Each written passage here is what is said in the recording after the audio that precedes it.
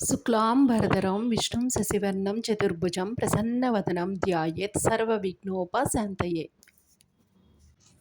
శ్రీ గురు చరిత్ర అధ్యాయము 27. శ్రీ గణేశాయ నమః. శ్రీ సరస్వత్యై నమః. శ్రీ గురుభ్యో నమః.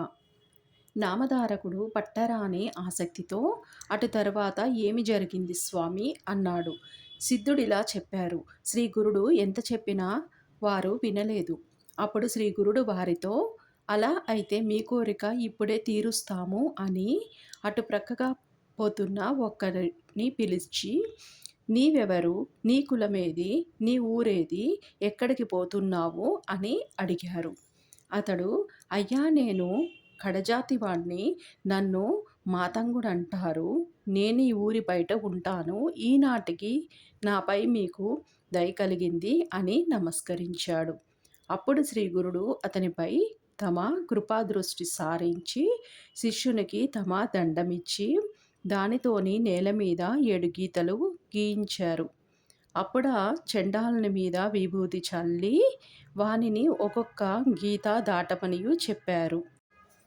అతడు మొదటి గీత దాటగానే ఆయన నీవెవరు అని అడిగారు. నేను వనరక్షకుడైన బిల్లుడను అన్నాడతడు. అతడు రెండవ గీత దాటి నేను రావణుడనే కిరాతకుణ్ణి అన్నాడు. మూడవ గీత దాటి నేను గాంగేయుడనే జాలరిని అని, నాలుగవ గీత దాటి శూద్రుడనైన రైతును అని, ఐదవ గీతను దాటి నేను సోమదత్తుడనే వైశ్యుణ్ణి అని, ఆరవ గీత దాటి గోవర్ధన వర్మ అనే క్షత్రియుణ్ణి అని, ఏడవ గీత దాటి నేను వేద విధుడను అధ్యాపకుడను అయిన బ్రాహ్మణుడును అని వెనుకటి జన్మలలోని తాను ఎవరో చెప్పాడు. అప్పుడు శ్రీగురుడు, నీవు వేదజ్ఞుడవైతే వాదంలోని ఈ విప్రులను జయించు అని అన్నారు. అతడు వెంటనే వేదగానం చేసి వారితోని చర్చకు సంసిద్ధుడయ్యాడు. అది చూచి ఆ కుపండితులకు భయంతోని నోరెండింది, కడుపులోని నొప్పి ఆరంభమైంది.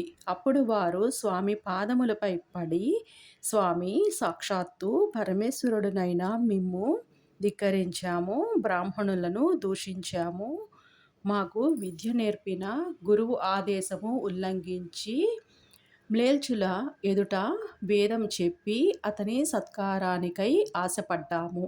మీరు సర్వసమర్థులు, మీ మహిమను తెలుసుకొనడము మా తరం కాదు, మమ్మల్ని ఉద్ధరించండి అని వేడుకున్నారు. అప్పుడు స్వామి, మీరు బ్రాహ్మణ దూషణ దుర్మోల్లంఘన చేసి ఎందరినో బాధించారు కనుక ముందు జన్మలోని బ్రహ్మ రాక్షసులవుతారు, చేసిన కర్మ అనుభవించక తప్పదు కదా అన్నారు.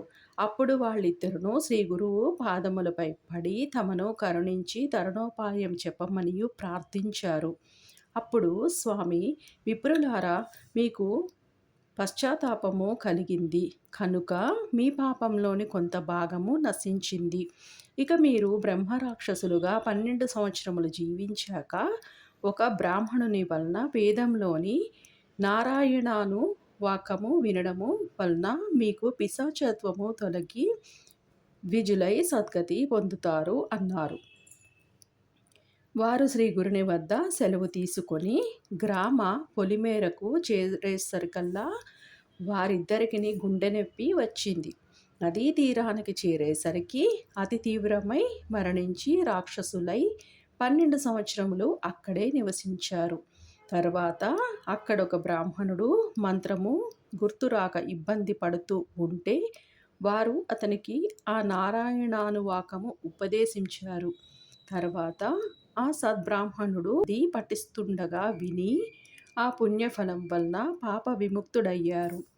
7 జన్మల క్రిందట తాను వేద విధుడన్న స్మృతి కలిగిన ఆ చండాలుడు స్వామికి నమస్కరించి, సద్గురోత్తమ, మీరు జ్ఞానజ్యోతి స్వరూపులు, పూర్వజన్మలోని వేద విధుడనైన నేను ఈ జన్మలోని కడజాతి వాణ్ణి ఎలా అయ్యాను, త్రికాలజ్ఞులైన మీరు నాకీ జన్మ ఏ కారణం వలన వచ్చిందో తెలుపవలసింది అని వేడుకున్నాడు. శ్రీ దత్తాయ గురవే నమః. శ్రీ శ్రీపాద శ్రీవల్లభాయ నమః. శ్రీ నృసింహ సరస్వత్యై నమః. శ్రీ గురుచరిత్ర అధ్యాయము 27 సంపూర్ణము.